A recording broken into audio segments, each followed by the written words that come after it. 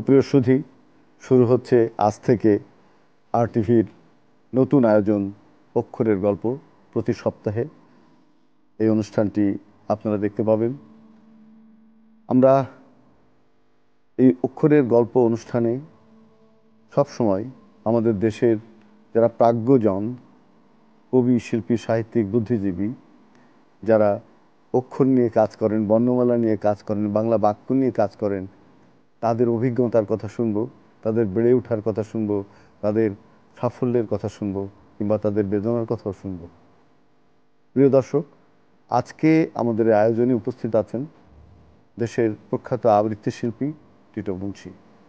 Tito Munshi, আমরা জানি যে অক্ষর নিয়ে, বর্ণ নিয়ে, শব্দ নিয়ে আপনার কাজ। আপনার হাতে কোনো হারমোনিয়াম নেই, কোনো বাদ্যযন্ত্রও নেই, শুধু কণ্ঠ দিয়ে, উচ্চারণ দিয়ে আপনাকে অক্ষরগুলোকে সাজাতে হয় ধ্বনির ভেতরে। আপনি একদম শৈশবে স্কুলে ভর্তি হলেন, কোন কবিতাটি আপনাকে আকৃষ্ট করেছিল? আসলে কি, ছোটবেলা থেকে আমার বাবা অসংখ্য কবিতা তার মুখস্থ ছিল, অনর্গল কবিতা পড়তেন। আমার মাও আজিমপুর গার্লস স্কুলের শিক্ষয়িত্রী ছিলেন। ওনারা কবিতা এবং এই সংস্কৃতির সঙ্গে জড়িত ছিলেন। আমার বাবার যেটা ছিল অনর্গল কবিতা পড়তেন। আমার ম্যাক্সিমাম কবিতা যেগুলো হচ্ছে তার মুখ থেকেই শুনতেই মনে হয় মুখস্থ হয়ে গেছে আমার। সেই কবিতাগুলো, সেই মাকে নিয়ে কিছু কবিতা ছিল, যেমন যে মামার স্নেহময়ী করুণা রূপিণী, এ জগতে কোথা আছে তুলনা তোমার। মানে এই যে কবিতাগুলা পুরস্কার অনর্গল। রবীন্দ্রনাথ, আপনি রবি ঠাকুরের কবিতাটা কিন্তু অনেক বড় কবিতা, আপনি জানেন। সেই কবিতা মুখস্থ বলতেন। এই জন্য হচ্ছে কি, আমার ঘরে থেকেই আমি কবিতার প্রতি আমার আকর্ষণ। আমার কেন যেন মনে হয় জানেন, যে এই যে অক্ষরগুলো, এগুলো রক্তে ভেজানো। একদম। বর্ণগুলো অক্ষরে ভেজানো, রক্ত দিয়ে ভেজানো। এই যে একটা 52-এর ভাষা আন্দোলন, 69-এর গণ অভ্যুত্থান, 70-এর আন্দোলন, 71-এর স্বাধীনতা সংগ্রাম, এবং পরবর্তীকালে 90-এর যে আন্দোলন, এই যে 2024-এর যে ছাত্র জনতার যে ব্যাপক বৈপ্লবিক যে গণ অভ্যুত্থান, মানে দৃষ্টান্ত স্থাপনকারী সারা পৃথিবীতে।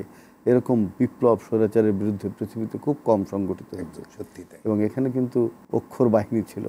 কবিতা, গান তো অনেক ধরনের হয় না, কিন্তু যেসব মানুষের কাছাকাছি, মানুষের কথা বলে, সংগ্রামের কথা বলে, মানুষের যেটা মানে পরিবর্তনের আকাঙ্ক্ষা, অনেক কবিতাই আছে। নজরুল তো অসংখ্য সব দিকেই, কিন্তু আমার সেই কবিতাগুলোই টানে, সবসময় আমার টানে। মনে হয় যে এই কবিতাগুলো যেন আমাকে নিত্য নতুনভাবে আমাকে বাঁচতে শেখায়। এই যে বিদ্রোহী কবিতার কথা বলেন অনেকে বলে যে, কিন্তু এই কবিতার মাঝখানে আমি প্রতিনিয়ত শিখি। এই ধরনের বিপ্লবী কবিদের কবিতা কিন্তু খুব আবেগ এবং ওজস্বী বলে, এবং আবৃত্তিযোগ্য, সত্যি, তাই না? হ্যাঁ। এবং তারা আবৃত্তি করার জন্যই যে কবিতা লিখেছেন তা না, কিন্তু পরবর্তীকালে আবৃত্তি শিল্পটা বেছে নিয়েছে আবৃত্তি করবার জন্য।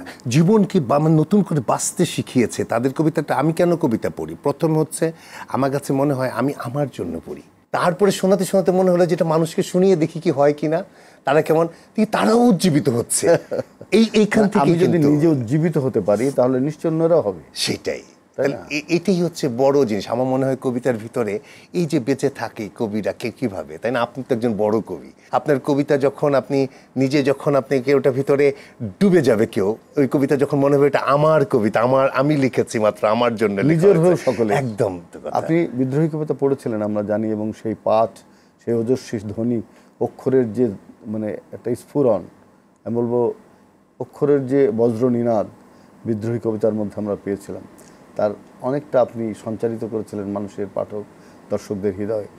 হয়তো এখন সেই টোনে আপনি পড়তে পারবেন না, তবু আমরা একটু অংশ বিশেষ শুনে নিই। প্রথমে যদি শুরু করে, বলো বীর, বলো উন্নত মম শির, শির নেহারি আমারি, নত শির ওই শিখর হিমাদ্রির। বলো বীর, বলো মহাবিশ্বের মহাকাশ ভারী, চন্দ্র সূর্য গ্রহ তারা ছাড়ি, ভুলোক দুলোক গোলোক ভেদিয়া, খোদার আসন আর রস ছেদিয়া, উঠিয়াছে চির বিস্ময় আমি বিশ্ববিধাত্রীর। মম ললাটে রুদ্র ভগবান জলে, রাজ রাজ টিকা দীপ্ত জয়শ্রীর, বলবীর চির উন্নত মম শির। অসাধারণ, অসাধারণ। এই কবিতাটি যখন মানুষ শোনে, সে কিন্তু তার জায়গা থেকে সরে যায়, সে একটা অন্য ভুবনে চলে যায়। এবং এই যে বলা হয় যে ভীরু, একটু সরল সহজপ্রাণ বাঙালি, তাদেরকে নজরুল বিদ্রোহের বাণী শোনালেন, মেরুদণ্ডটা শক্ত করে দিলেন যে তুমি বীর, তুমি কিন্তু হিমালয় পর্বতের চেয়েও তোমার মাথা উঁচু, তাই না? এই যে একটা জায়গায় নজরুল আমাদের এনে দিলেন। এবং পরবর্তীকালে আপনি লক্ষ্য করেছেন যে সুভাষ মুখোপাধ্যায়, সুকান্ত ভট্টাচার্য, দীনেশ দাস, এরা কিন্তু সেই বীরেন্দ্র চট্টোপাধ্যায়, এরা কিন্তু সেই জায়গা থেকে এলো। আর আমাদের দেশেও অনেক বড় কবিরা সেই ধারায় কবিতা লিখেছে, গণমানুষের ধারা। গণমানুষের ধারা থেকে কেউ বিচ্ছিন্ন হতে পারেনি। শামসুর রহমান, আল মাহমুদ, রফিক আজাদ, নির্মলেন্দু গুণ কেউই পারেনি। তো আমার মনে হয় যে সাম্প্রতিককালে পথে পথে নজরুলের কবিতার, নজরুলের গানের যে আয়োজন দেখেছি মানুষের মধ্যেতেই আমার প্রমাণ পেয়ে গেছে যে নজরুল কত প্রাসঙ্গিক।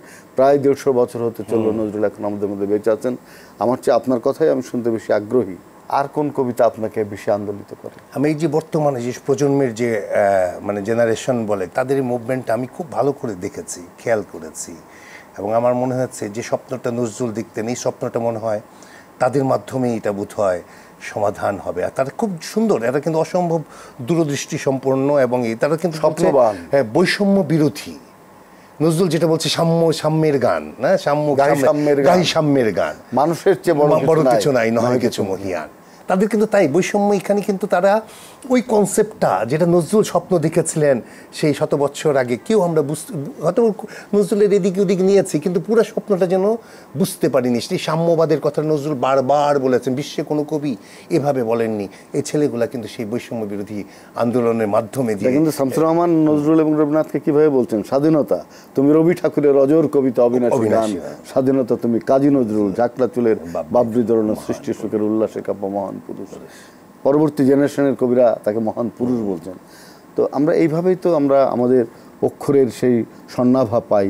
অনেক কবিতা আপনি পড়েন, আমি সেদিন আপনি যে পড়েছিলেন সব্যসাচী কবিতাটা ছিল এরকম যে, ওরে ভয় নাই দুলিয়া উঠেছে হিমালয় চাপা প্রাচী, গৌরী শেখরে তুহিন ভেদিয়া জাগিছে সব্যসাচী, দাপর যুগের মৃত্যু ঠেলিয়া আসে মহাযোগী নয়ন মেলিয়া, মহাভারতের মহাবীর জাগে বলে আমি আসিয়াছি, বাহ, নবযৌবনে জল তরঙ্গে নাচেরে প্রাচীন প্রাচী। অসাধারণ কবিতা। তার যে দক্ষতা, এটা আমাদেরকে বিস্মিত করে।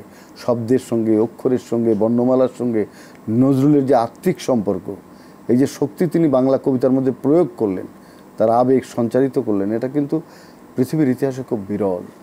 কথাতেও দেখেন এই যে এগুলো অতটা মানে সামঞ্জস্য, যে যুগে যুগে মরে বাঁচে পাপ দুর্মতি কুরুসেনা, দুর্যোধনের পদলহি ওরা দুঃশাসনের কেনা, লঙ্কা কাণ্ডে কুরুক্ষেত্রে লোভ দানবের ক্ষুদিত নেত্রে, ফাঁসির মঞ্চে কারার বেত্রে ইহারা যে চিরচেনা, ভাবিয়াছ কেহ শুধিবে না এই উৎপীড়নের দেনা, কালের চক্র বক্র গতিতে ঘুরিতেছে অবিরত, আজ দেখি যারা কালের শীর্ষে কাল তারা পদানত, আজি যে রাজা কালি সে বন্দী, কুটিরে রাজার প্রতিদ্বন্দ্বী, কংস কারায় কংস হন্তা জন্মিছে অনাগত, তারই বুক চিরে আসে নৃসিংহ যারে করে পদাহত, আজ যার শিরে হানিছে পাদুকা কাল তারে বলে পিতা, চিরবন্দিনী হতেছে সহসা দেশ দেশ নন্দিতা।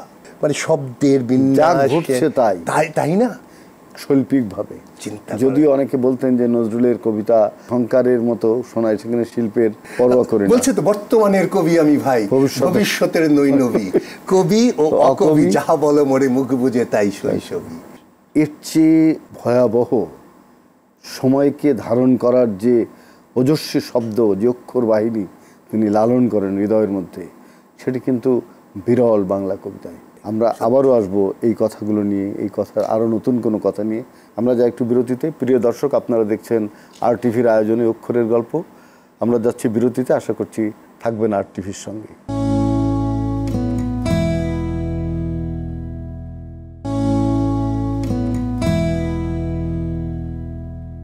আপনারা দেখছেন RTV আয়োজিত অক্ষরের গল্প। টিটো মুন্সি, আমরা ছিলাম সেই কবিতায় যেখানে নজরুল সহ্য করতে পারেননি শোষণ, লাঞ্ছনা, দেশ মাতার অবমাননা, নিজের কাঁধে সমস্ত দায় নিয়ে তিনি দেশের মানুষকে উদ্ধার করতে চেয়েছিলেন, পেরেছেন তিনি। এই বাংলাদেশ নামটিও তার দেয়া। নম নম নম বাংলাদেশ মম চির মনোরম চির মধুর। এই বাংলাদেশ, এই কবিতার মধ্যে বাংলাদেশের মানচিত্রটা এঁকে দেয়া। একদম বুকে নিরবধি বহে শতনধি, চরণে জলধীর বাজে নুপুর, নম নম নম বাংলাদেশ মম চির মনোরম চির মধুর। দেখেন যে এই বর্তমান ছেলেপেলেরা আসলো, সরকার একটা গঠন করে একভাবে আগাচ্ছে, যদি এর মাঝখানে নজরুলের প্রতি দুর্গমগিরি কান্তার মরু দুস্তর পারাবার লঙ্ঘিতে হবে রাত্রি নিশীথে যাত্রীরা হুঁশিয়ার। অনেকে দেখবেন একটা বিশ্বাস অবিশ্বাসের দোলাচলে ভুগতেছে, কি করবে না করবে। আমি কিন্তু নজরুলের সেই কবিতা, সে যখন নির্বাক হয়ে যাওয়ার আগে আগে লিখলেন বিশ্বাস আসে কবিতাটা, আমার কাছে মনে হয় এটা আজও পড়া উচিত এবং তাদের এটা মনে প্রাণে বাচ্চাদেরকে এই কবিতাতে উদ্বুদ্ধ হওয়া উচিত। কোনো দিকে তাকানোর দরকার নেই, তারাই হচ্ছে সব কিছু। বলছে যে বিশ্বাস আর আশা যার নাই যেও না তাহার কাছে, এটা মনে হচ্ছে কিন্তু ওদেরকে উদ্দেশ্য করে বলছে কি, বিশ্বাস আর আশা যার নাই যেও না তাহার কাছে, নড়াচড়া করে তবুও সে মরা, জ্যান্ত সে মরিয়াছে, শয়তান তার শেষ করিয়াছে, ইমান লয়েছে কেড়ে, পরাণ গিয়াছে মৃত্যু পুরীতে, ভয় তার দেহ ছেড়ে। থাকুক অভাব, দারিদ্র, ঋণ, রোগশোক, লাঞ্ছনা, যুদ্ধ না করে তাহাদের সাথে নিরাশায় মরিও না। ভিতরে শত্রু, ভয়ের ভ্রান্তি, মিথ্যা ও অহেতুক, নিরাশায় হয় পরাজয় যার, তাহার নিত্য দুঃখ। হয়তো কি হবে এই ভেবে যারা ঘরে বসে কাঁপে ভয়ে, জীবনের রণে নিত্য তারাই আছে পরাজিত হয়ে, তারাই বন্দী হয়ে আছে গ্লানি অধীনতা কারাগারে, তারাই নিত্য জ্বালায় পিত্ত অসহায় ও বিচারে। এরা অকারণ ভয়ভীত, এরা দুর্বল নির্বোধ, ইহাদের দেখে দুঃখের চেয়ে জাগে মনে বেশি ক্রোধ। এরা নির্বোধ, না করে কিছুই, জীব মেলে পড়ে আছে, গোরস্থানেও ফুল ফোটে নাই মরা গাছে। এদের যুক্তি অদৃষ্টবাদ, বসে বসে ভাবে একা, এ মোর নিয়তি বদলানো নাহি যায় কপালের লেখা। নজরুলের একদম ডিটেলে যেতেন, এটা মানুষের চারিত্রিক বৈশিষ্ট্য, সমাজের যে ভাঙন, যে অসঙ্গতি, যে অসাম্প্রদায়িক সাম্প্রদায়িক মনোভাবের বিরুদ্ধে তিনি সবসময় তার নিজের যে মূল আদর্শ এবং দর্শন, যে মানুষের চেয়ে বড় কিছু নয়, নয় কিছু মহিয়ান, কোনো ধর্ম, কোনো বর্ণ, এগুলো তিনি পছন্দ করতেন না। তিনি সব মানুষ এক, তিনি বলতেন সবসময়।